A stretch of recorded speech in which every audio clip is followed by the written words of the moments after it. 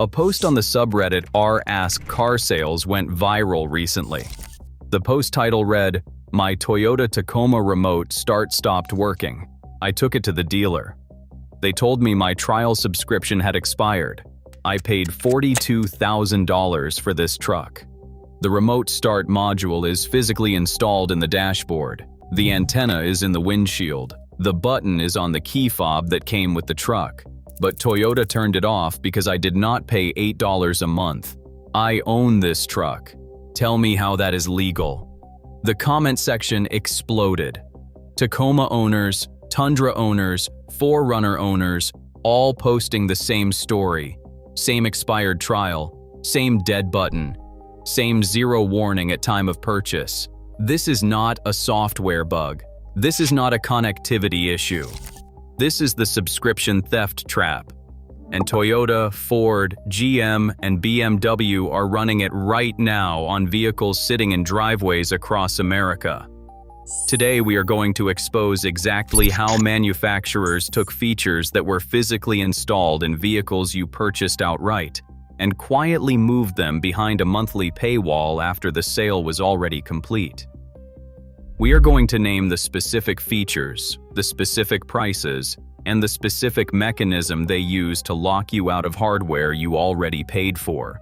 And we are going to show you what smart buyers are doing right now to make sure they never pay twice for something they already own.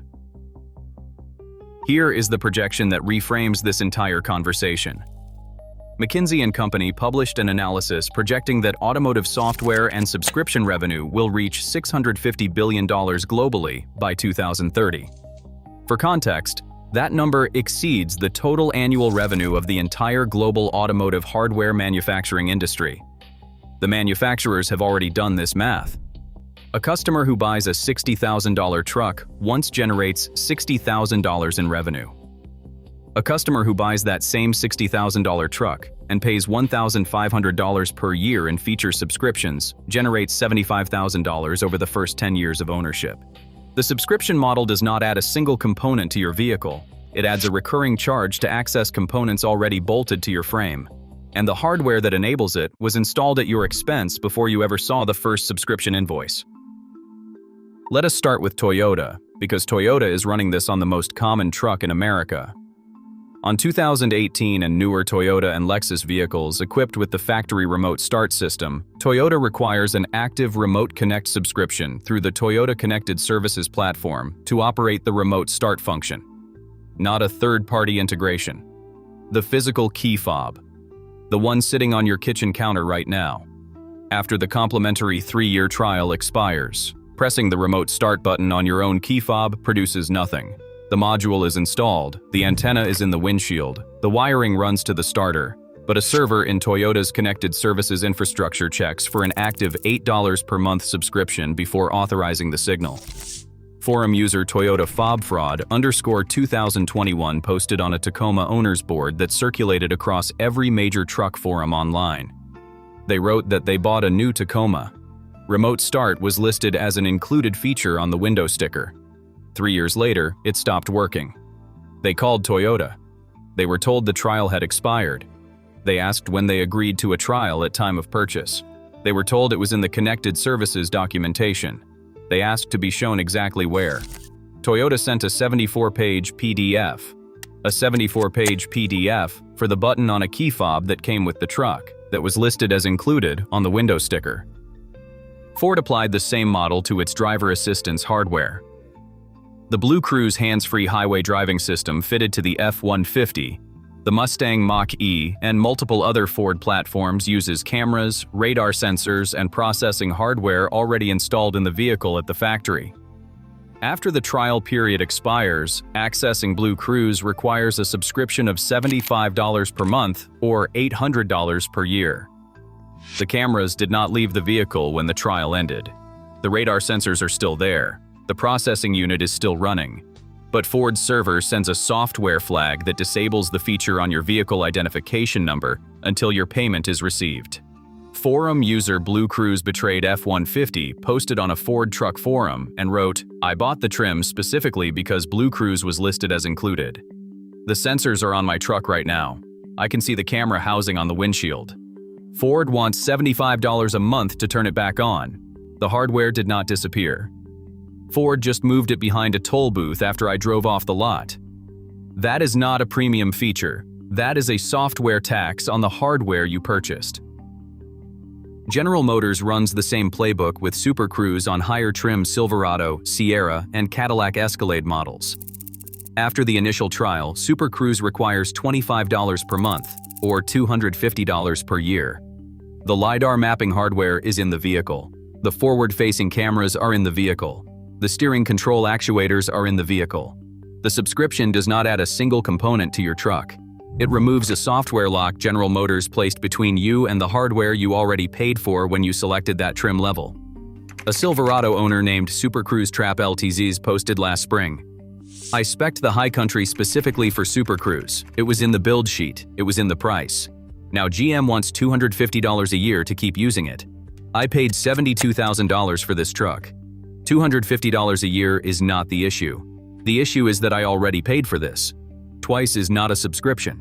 Twice is a scam." He is right. And General Motors is not finished. General Motors also attempted to place basic turn-by-turn navigation on mainstream Chevrolet and Buick infotainment screens behind a connected navigation subscription. Not live traffic data, not real-time routing updates. Basic turn-by-turn directions on a $30,000 car. They eventually pulled back on that specific implementation, but the infrastructure to charge for it remains active in every connected General Motors vehicle on the road. You might think BMW reversed course on all of this. You might think the backlash was too loud. Think again. In 2022, BMW launched a heated seat subscription program in South Korea that charged the equivalent of $18 per month to access heating elements already wired into the seat at the factory. The global backlash was immediate. BMW announced they would not bring that specific program to the United States and other major markets. But here is what the headlines missed. BMW did not remove the subscription infrastructure from any vehicle they sell. Every BMW connected vehicle on the road today runs on a software architecture where any installed feature can be activated or deactivated by a command from a BMW server. The heated seat program was the test. The test revealed that the infrastructure worked. The retreat was a public relations decision. The system stayed operational. BMW has since launched paid activations for features including enhanced Bluetooth connectivity, adaptive high-beam headlights, and advanced navigation functions on hardware already installed in vehicles sold in the United States. They did not stop. They got quieter.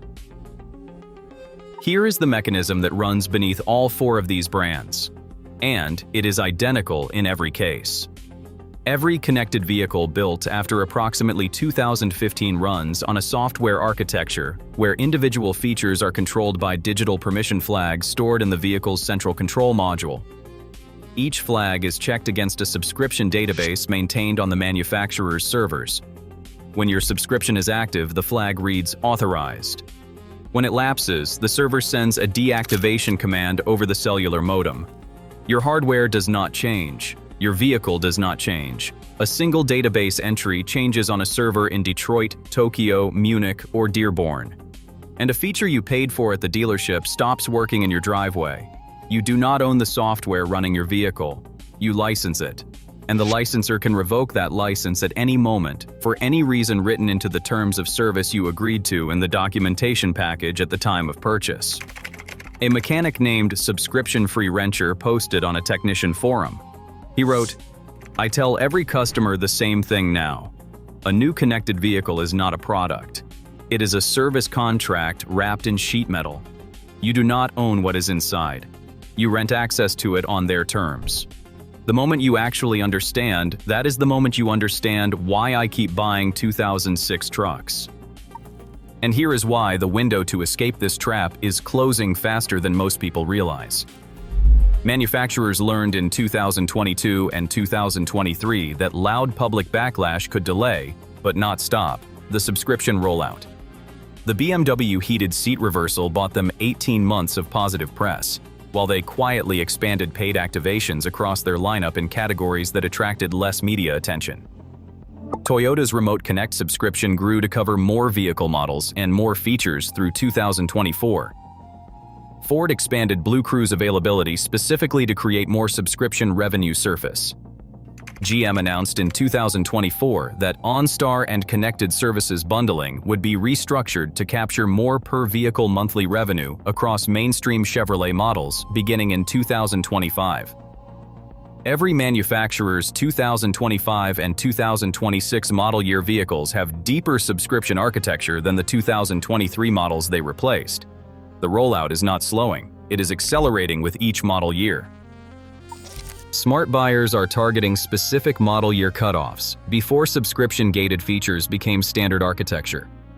Before 2018 Toyota trucks and SUVs, Remote Start works as a direct radio frequency signal from the fob, and no server authorization is required. Before 2021 Ford trucks, Blue Cruise was not yet available, and driver assistance features ran entirely on local processing.